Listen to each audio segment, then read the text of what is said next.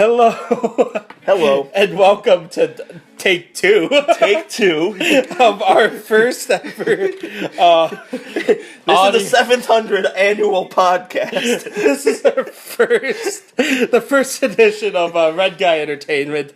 I'm James Paradise. I'm David Afreitas. And oh geez, since this is our first video audio podcast, however you're acquiring our entertainment or lack thereof. Lack thereof. So you guys get to know us a little bit. We're coming at you today with our top 5 favorite wrestlers of all the times. At least there's not a miscommunication this time. So there was a discussion about this that lasted at least 30 seconds. How do you have a top 5 favorite wrestlers? Listen, that's what you said. Anyway, so what we're going to do is we're going to have 2 honorable mentions each.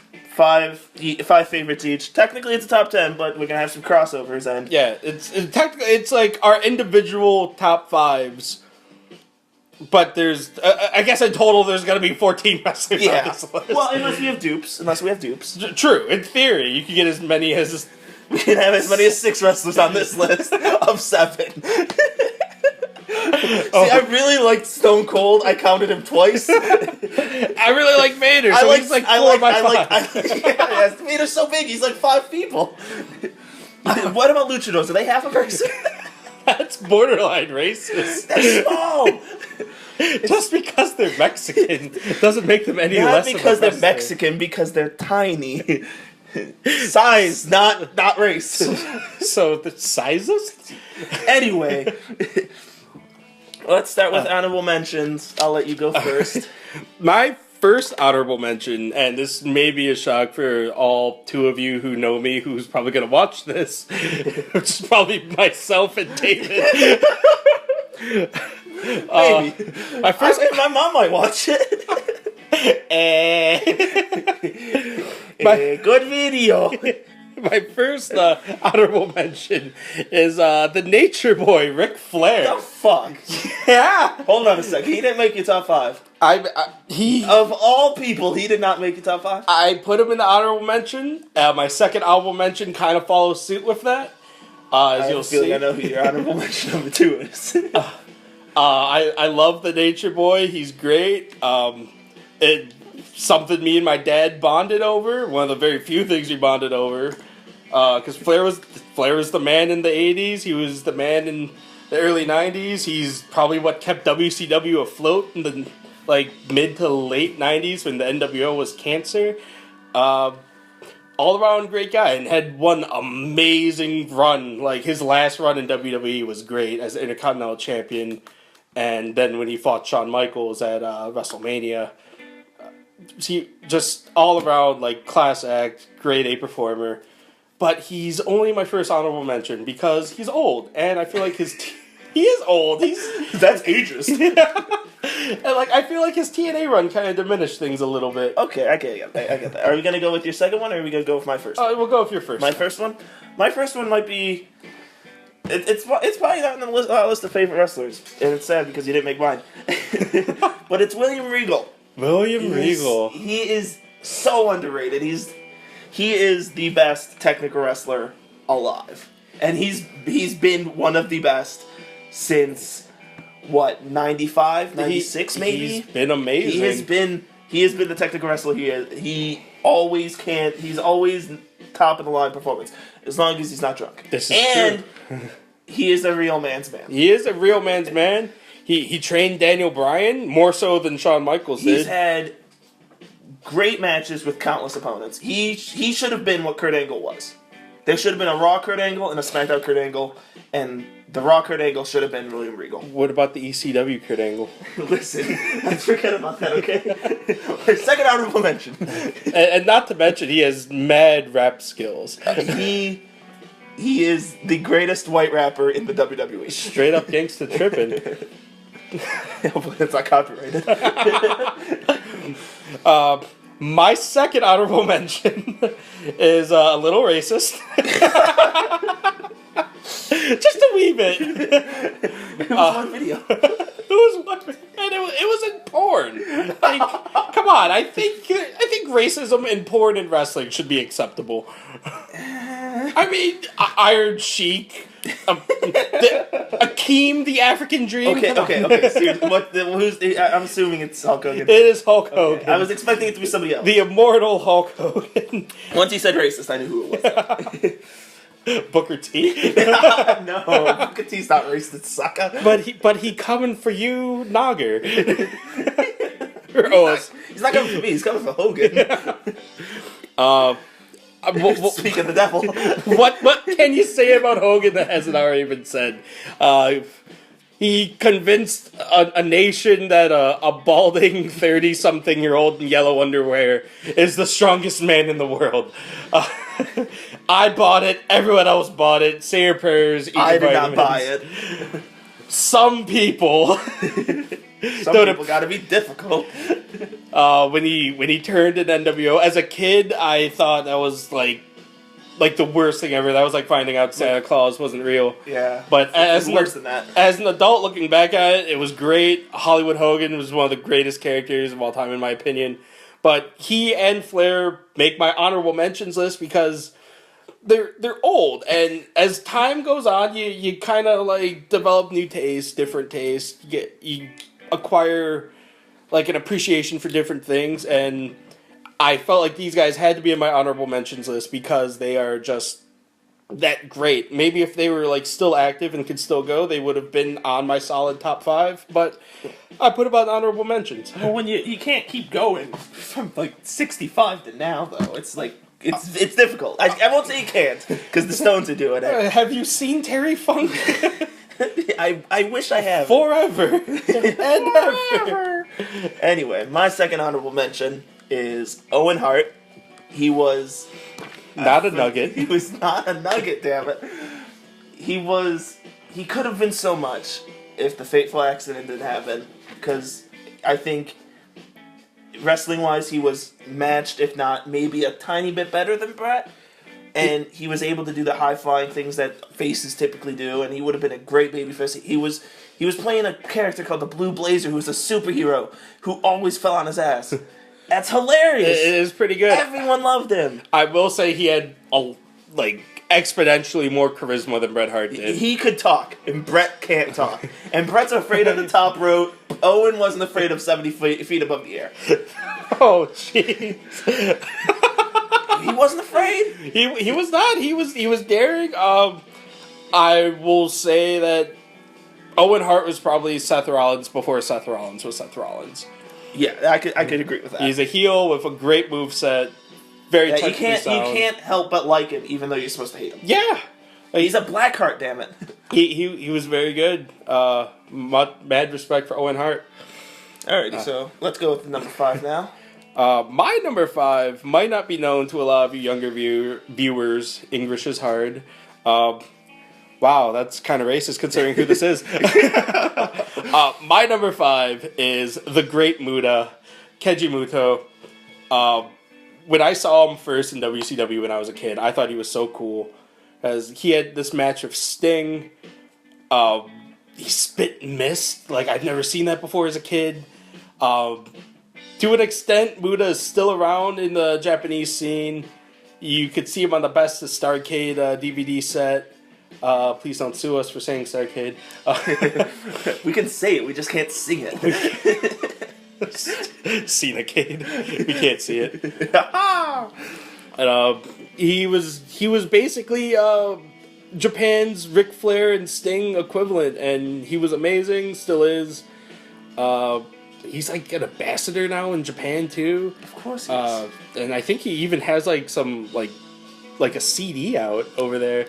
Like Is it public domain? Can we use it? Japanese people are weird. What can I say? No offense to any Japanese viewers who are trying to listen to this. Trying to. But yeah. But more specifically, Great Muta in my top 5. Not so much Keiji Muto, but Great Muta definitely. Okay. My top 5, number 5 slot, is, I think everything we said about Owen Hart can be applied to him. Edge. He, right. He was amazing. His initial character forgetting about Sexton High Castle or whatever it was, Castle Sex Bay or whatever. That's the best porn name. I forgot that character. I think he forgot that character too. Besides Sexy Castles. Yeah, Sexy Castleton. He just came out and like that was great. Like, who did that? Nobody did that. Everybody always said, "I'm gonna beat you up. I'm gonna beat you up," and he didn't say anything except for guttural roar. Came out with a trench coat through the crowd, and then Very he joins the Brood. He joins the Brood. Him and Christian make this awesome tag team, and then he goes on his own career after that. And his solo career was phenomenal. Absolutely. As soon as he became the Rated R Superstar, I was like, "Fuck it, dude! I bought in. You are a hero." He's definitely one of the.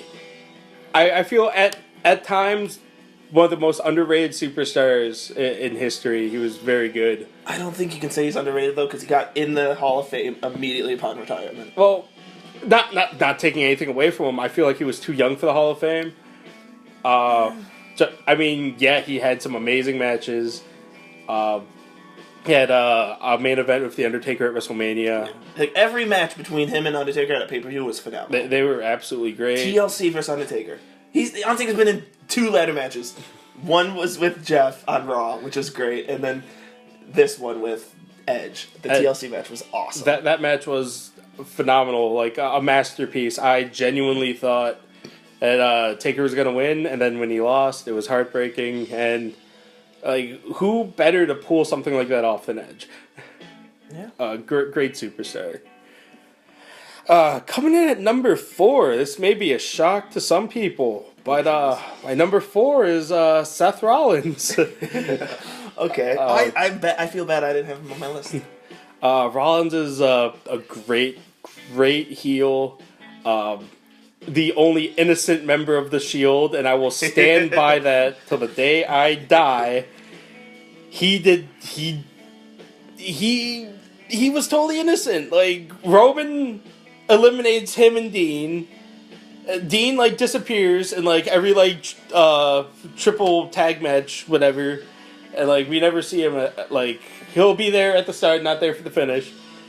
Rollins was there, just sticking to his guns, hanging out with everybody, doing what he had to, and finally he just said enough, and he joined the Authority, and history was made. Became a world champ, one of the best heels of this modern era, and he's an indie darling as Tyler Black, so he has the internet fan base. One amazing move set, a lot of high flying, a lot of technical stuff. Puts on great matches with Cena, put on great stuff with Brock. Just about anybody he was in the ring with. A lot of people compare him to Shawn Michaels. Earlier I made the Owen Hart comparison. Seth Rollins coming into my number 4. He is great. I like him. My number 4, we already talked about. He was on your list. Ric Flair. I think because I'm not a fan of TNA. I don't like TNA, and a lot of my wrestling stuff is WWE. So I look kind of solely at the WWE career. We just lost 4 viewers because we said we don't watch TNA. It's okay, because by accepting that we disown TNA, we gain more. Because a lot more people disown TNA than watch. How many times has TNA kicked off TV? Oh, jeez. But then again, I can't talk. I've never been on TV. But I was on the news. I was in the line for Twilight for 25 days. Can I eat now? Anyway, like, having the network and letting me go and view all the great matches that Ric Flair had in WCW, and is NWA catalog on Netflix? I believe they've recently added like NWA, Smoky Mountain. Because like watching the Ric Flair, what was that one called? The Ultimate Collection. That had some great matches between Barry Windham and him, even though Barry Windham's not like the greatest wrestler, and then him and Steamboat, him and Sting. It's phenomenal. Like, you gotta forgive him for his extra career. That's like with Mick Foley. You can't like disown him because he had a career after the cell match between him and Triple H. You gotta let it slide. Sometimes people retire too early. Brett Favre retired 7 times in the last 4 years of his football career. So Ric Flair, number 4. My only gripe with him, like wrestling in TNA, is they had such an amazing like farewell to him. The Raw after Mania, bringing in Ole Anderson and Tully Blanchard, and Undertaker. all that. Especially Undertaker. Like, there's a video that talks about him breaking character on that. I watched it. He didn't do anything out of character. He just came up to him, shook his hand. I don't even think he did that. Might have hugged him. But that's not breaking character. Undertaker can hug people too. He's a person. So it's the modern era. There's no such thing as like kayfabe anymore, sadly. Yeah. But yeah, that's my only gripe with him. After such an amazing farewell, he it kind of felt like he just pooped on it. But then again, like, we're not him. We don't know what he's going through. We don't know. Maybe he needed money. Maybe he needed money. Maybe he just couldn't step away from the business. Yeah. But it is what it is. He's still a great talent. Yes. Coming at number 3 on my side, we have Triple H. My God. Is there an authority theme here? Should I have taken note of this? Should I have written down Evolution? I was an Evolution mark, I'll admit. But Triple H is He was on the other list I had. oh God. I just have a lot of respect for Triple H. His in-ring work was very good with the top talent. Granted, he didn't make much like top talent, but his AAA like matches with like people like Stone Cold, The Rock, Undertaker, Kurt Angle, those are all great. His time in Evolution, very reminiscent of the Four Horsemen, although Evolution DX was really good. No, I'm talking about him. His Evolution run was just like him leading DX. I wouldn't just throwing say that. pawns in front of him, I protecting wouldn't him. necessarily say like Evolution was like that. As That's what it was. It was meant for him to keep the belt. Oh, of course, like that's how most factions are. You gotta keep the leader, protect the king. But the King of Kings. Triple H. Evolution reminded me of the Horsemen, just in like a modern era, except they didn't really put people over that much. Not at all. I don't think there's a tag team they faced that actually got put over. Well, they didn't even put over the Rock and Sock connection. Well, because they didn't need it. True. Batista needed needed the rub. Ric Flair needed the boost. He needed a boost. Batista needed the rub. Does your facial hair reflect your Triple H decision? Actually, my facial hair. For those of you, well, none of you can really see this, but I hope they can. If you guys can see us, tell me. It wasn't me. I kind of have like the Lemmy mutton chops going on from Motorhead. Well, so maybe indirectly Triple H related. Is number 1 Lemmy? Yeah. Greatest wrestler of all time. That next list will be greatest singers. He didn't know he was there. 18. WrestleMania 18 Lemmy. Who he doesn't even know the lyrics to his own song. To be fair, I don't know the lyrics to my own songs. To be fair, I don't have any songs. But yeah, number 3, even with the Reign of Terror and all that good stuff, even with the Authority and even with him burying Sting, I give it a Triple H. Okay. This is a highly contested number 3 for me. CM Punk. Ooh. Like, I know, we lost 4 subscribers again. It's all my fault. But CM Punk made people watch. Even if the pipe bomb was scripted, I hate that word. Even if it was scripted, listen, he made it up before everyone started calling everything a pipe bomb. So you can call that the pipe bomb. Everything else is just trying to be. Even if that was scripted, it made you think, holy shit, he really hates Vince McMahon. He really hates Triple H. What's gonna happen next? So you watched, and then him winning the title in Chicago, that was amazing. In probably Cena's greatest match. Maybe him and Shawn at WrestleMania, I think it was 24, 23 maybe? Might have been 22, I don't know. It sounds like a potential future countdown. Yeah. But No, it definitely wasn't 24. 24 was him and Shawn. Yeah, it was It 23. might have been 23. Like, besides the Shawn Cena match, I think Cena CM Punk Money in the Bank was probably Cena's greatest match. Maybe CM Punk's also. Because, like, you've seen Cena actually fight. You didn't just see him do the 5 moves of doom and win. Right. It was like an actual match, and it was phenomenal. And then CM Punk wins the title, runs in the crowd, ends up putting the belt in his refrigerator. History is made. I think the And best then part, they threw the storyline in the trash. not like, 8 days later, he's back. And guess who wins the title? Da-da-da-da-da. I will say the Money in the Bank match may very well be CM Punk's greatest match because that solidified him as the rebel Like- of the business. It showed you that he can compete because he never got that chance before. He wasn't like he won the world heavyweight title on a Raw, and then lost it by getting kicked in the face. Yep. And then he wins it against Jeff Hardy, and he loses it to The Undertaker almost immediately. And then it's like, what are you doing with the guy? You're not letting him showcase himself.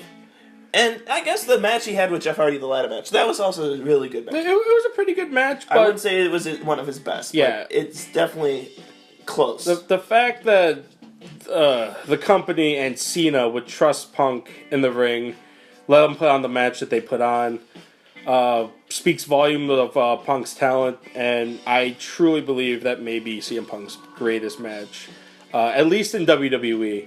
Yeah, because him and Hero had some fine ass matches, They were pretty good. tearing down buildings, literally tearing down buildings. Without the cap, oh man, where's my baby? Anyway, My number 2 is CM Punk. okay. I was a fan of Punk before he came to the WWE. I was one of those smart marks who watched Ring of Honor and all that stuff. I watched a majority of the Summer of Punk, albeit rather illegally online. I did it through the Best of 2011 DVD. So, and it wasn't even a DVD, it was on Netflix at the time. The original Summer of Punk was in Ring of Honor, Yes. where yes. Punk signs his WWE contract on the Ring of Honor belt. Which would have made a lumpy signature. It would have, but a signature's a signature. Hey man, you could just put a stamp on it. And then in Punk's last match with the company, he actually wins, and people thought, oh, maybe he's not going anywhere, blah, blah, blah. And that's where Punk dropped his original pipe bomb. And it was just amazing. Granted, it wasn't as. Oh no, I'm thinking of his actual farewell, not the scripted farewell. Never mind. Sorry. Yeah. Punk was he just lit the world on fire. Then he comes to OVW. Didn't watch any of that stuff, but he looked a little weird. I don't think anyone wanted to, because that was shortly after. He came to OVW in what, 2004? Something like that. I don't remember. It would have been like 2004, 2005 maybe. But when he made his debut on ECW at the Hammerstein Ballroom against Justin Credible, I lost my mind. I thought that was the coolest thing ever. Rat face. He was something different. He was something different because ECW was like set to be the respawn of ECW, but it couldn't have been because it's modern TV. And it was so bad because everyone was old. Like compared to everybody on the ECW team, he could actually wrestle. He could do the armbar. He could do the hammerlock. He can do the hammerlock in the Hammerstein Ballroom. I don't think most of the ECW wrestlers at the time were focused on that because they were just trying to get back on TV. Like Justin Credible. Who the fuck was Justin Credible at that time? He wasn't anybody. Rat face. He was just an old ECW guy that they were like shipping him in because they need money. Well, he was incredible. Yeah, that's what I hear. That's what I hear. And he had Punk had a look that not many people had. Yeah, he had tattoos. He had tattoos. The thing that bothers me about the CM Punk DVD is that one of the guys said he doesn't have the look of a WWE champion, World Heavyweight champion. He doesn't wear the suits, yada yada. Who did he win the title from? He won it from Edge. Edge never wore a suit. Edge had tattoos. Edge had probably greasier hair than Punk did. Probably. The only thing he didn't have was piercings. And Edge was a little taller. Edge was 6'5". CM Punk's probably like 6'1". Like that whole thing. Like Edge paid his dues. on WWE programming, while Punk was an indie darling. Yeah. So, like, in backstage politics, they're so stupid. All politics are stupid. Yeah, I'll agree with that. Unless you're playing Commander, then they're necessary. Yes. But Commander and Magic. That's The Gathering. spells together. Spells together. But that's my number 2. We just talked about CM Punk for almost 15 Probably minutes. 50 minutes. Yeah. My number 2 is probably most people's number 1. Oh, jeez. Stone Cold Steve Austin. Okay.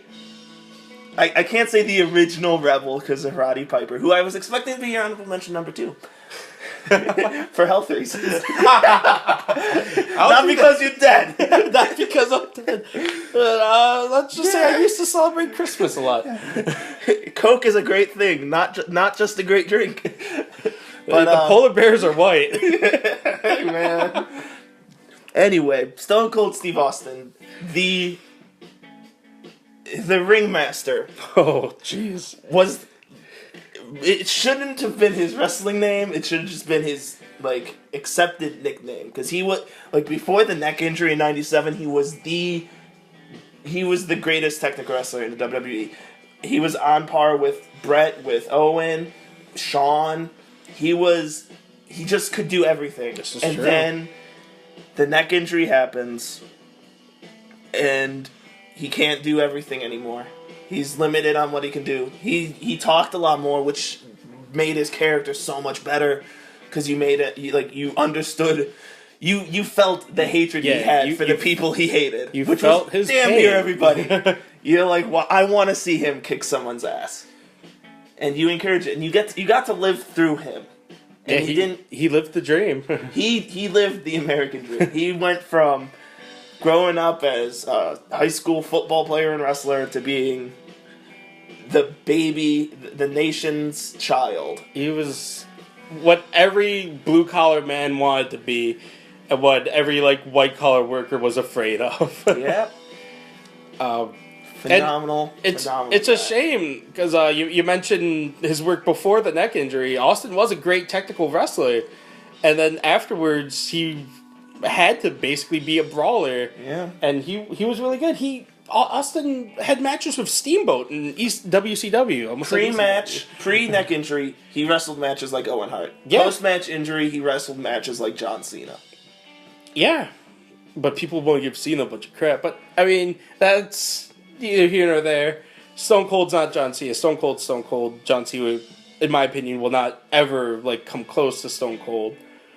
But Maybe in selling merch. it's a different time, because now merchandise is more widely available. But it's also more expensive.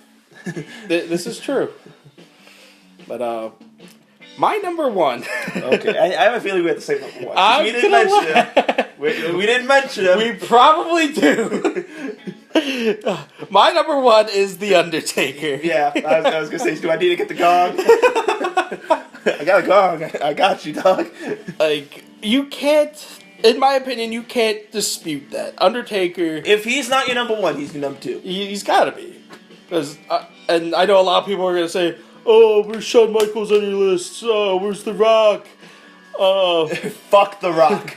That's where The Rock is. There's probably 7... Lost 700 subscribers. I don't care. I hate The Rock. We're- Die, Rocky, die. We're in the Die, Rocky, negatives. die. We're in the negatives for subscribers. now. Hashtag die, Rocky, die. There's probably 6 indie dorks who are like, oh, how come Masato Tanaka didn't make your list? Or something like that. I'm a WWE baby. I know nothing. I will say a lot of my... I have a lot of independent taste. I have Rollins, who was Tyler Black. I have CM Punk. But my all-time favorite is The Undertaker. When I was a child, The Undertaker scared me. He was one of the scariest things I've ever seen in my life. Then, as I grew older, his character evolved. I started playing Mortal Kombat and stuff like that. More gritty video games. I'm getting to a point. Where's this going? I'm getting to a point. Undertaker's character evolved. He comes out. He had shoulder things, kind of like Scorpion and Sub-Zero. I was like, all right, he's the black one of those. He's like smoking noob. Yeah, he was just red. And he was a big guy who could move. You didn't see that. The closest thing to a big guy that was able to move was Paul White, the Giant in WCW, and even then that was I would say horrible. Yokozuna because he was pretty agile for a big guy. He was very agile for a big guy, but you wouldn't see Yokozuna jump over a top rope. Yeah, I don't think you could see him jump. Like his jumps were just his he legs kind of not just being fell there off anymore. of the middle rope for the Yeah. bonsai drop. But he was very athletic, very technically sound. You started to see a lot of that in 2003, 2004. When he started doing triangle chokes. That like cool like lifting armbar flippy thing. Lifty armbar flippy Yeah, thing. Is that yeah. what it's called in the video game? It might as well be called. Yeah. That's what I always called it. Search YouTube, flippy armbar draggy things. Then you see Undertaker. Yeah, exactly. And he's just doing the move like, yo, dog, I'm here. Like old school was awesome. Like he was just a great all around like talent. The first time I seen The Undertaker was, I think it was Backlash 99. Or it was Backlash 90, yeah, it would have been 99. And he comes out and he looks like Satan. How many wrestlers at the time actually looked like Satan? Oh, Like, the first wrestling pay-per-view I think I ever saw would have been Backlash 99, and that because I rented them from a local Blockbuster. I know kids don't know what that is today. But the buff blockbuster. the Bronco Buster? Is that what he's saying? Because people are not going to know what that is. But We're not that old. like, I'd rent these VHSs. Those are videotapes from Blockbuster and Video watch all these old home pay-per-views. And the first one I got was Backlash because it had a wacky mask on it, which was Mankind's mask. And I was like, this is weird. What is this? Oh, okay, I'll watch it. And then there's this guy dressed like Satan, ready to kill a UFC fighter. And I was like, well, he's 7 foot tall and he's jumping from the top rope. I only saw 6'1" guys doing this that weighed 200 pounds. It was different. amazing. He is different. And then he comes out on a motorcycle not 2 years later to Kid Rock. Hey. I mean, maybe Grandpa likes good music, right? And people hate on Booger Red, but that's a It never thing. got over. It's not a thing. It's a thing. I don't He care. said it 3 times. It doesn't count. He's forever Booger Red to me. Forever for me, damn it. And it makes sense because he's a ginger. He's the Undertaker. Came out as a biker with no soul. Biker with no soul. Like he was just great. And we didn't even mention the WrestleMania streak. Like a series of amazing matches, with the exception of like the first like 5. He alone could make the Hall of Fame twice. He could. Like he could make it based on his actual career, and then he could make the Hall of Fame just on the streak. The streak, like with the exception of like I would say the first 5 matches on the streak. Well, come on now. It was the early 90s. Like Jimmy Snuka was coked out of his mind. Jake the Snake was depressed and Jake the needed to Snake leave. took a tombstone outside. Granted, it looks horrible by today's standards. To think, the streak would not be alive without Jake the Snake wanting to get out of WWE. This is true. Because he could have. He said, if I don't lose this match, I'm gonna leave right now. If I don't lose this match, I want to be fired right after this match. Make me lose, let me leave, and just let me out of my contract. And they're like, okay. He could have won, and the streak would have never been a thing. It never would have been Imagine a thing. WrestleMania probably wouldn't have had as much Wrestling drawing wouldn't power. be the same. It would not. Like, 25 was so important for Shawn Oh. versus Undertaker. If that wasn't a thing, That's one of my favorite matches of all time. it's got to be number 1. If it's not number 1, it's number 2. Again, Like, because it's- Undertaker and it's Shawn is so just that good. good. You put him in a match, you're gonna watch it. You put him on a poster. You're gonna like, what's this poster? I'm gonna see it. You're gonna see the match. You're gonna watch it. You're gonna like it. It's Shawn. It's Undertaker. You're gonna like it. And granted, we've mentioned Shawn Michaels a lot, but he's not on either of our lists. He didn't make my list solely because Shawn could only have good matches with good people. And again, my first wrestling pay-per-view was Backlash '99. Shawn wasn't even on the card as the commissioner. Shawn left in '98. I watched WrestleMania 14. I know he left because of a back injury from Royal Rumble. But when I watched, he wasn't important. When I started watching, he wasn't the guy.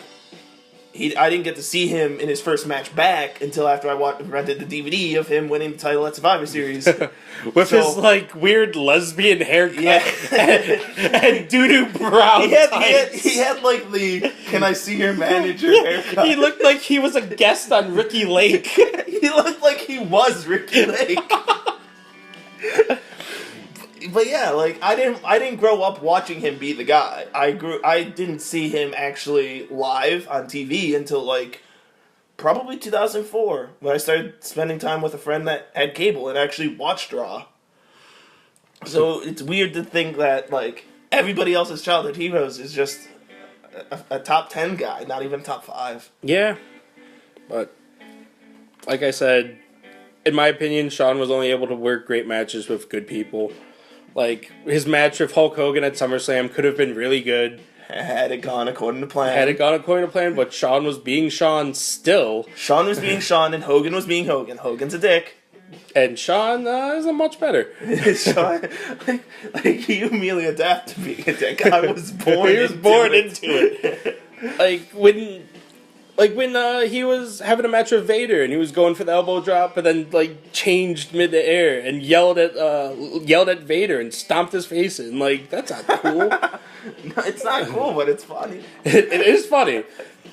But like, name like a great match Shawn had with someone who wasn't already an A+ talent.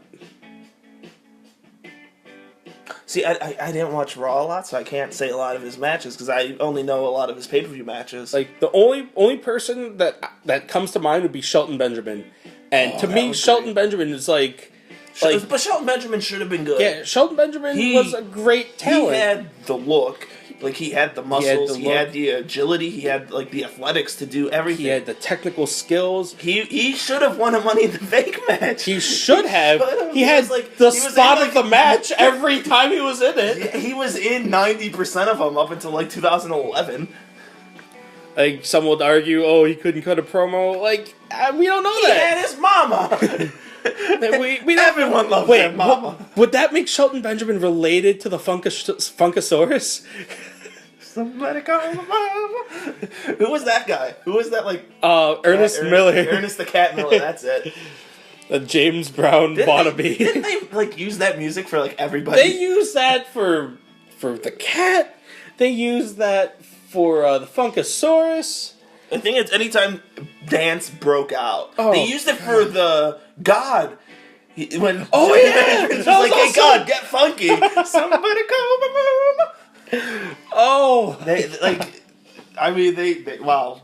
We got off on a tangent. Yeah, we went off on a little tangent. Number 1, The Undertaker. Number 1 is... Dead Man, Booger Red. Booger Red.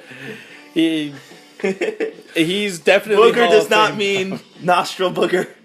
It is a southern term I looked up. He didn't believe me. He didn't believe me. I didn't believe you. I didn't believe JR. I sided with the king on this. Why do you keep calling him a booger? But there you have it. Our top 5 wrestlers. Top 7 if you want to count honorable mentions. Top 14 list that took 38 minutes. But hey, first video. Hopefully the our length doesn't bother you. Hopefully you appreciate the content. Hopefully it's girthy enough for you.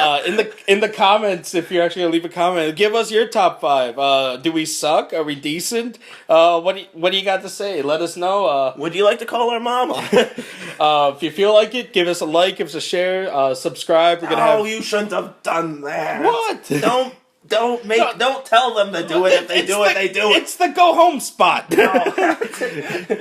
Wrap it up. Send it home.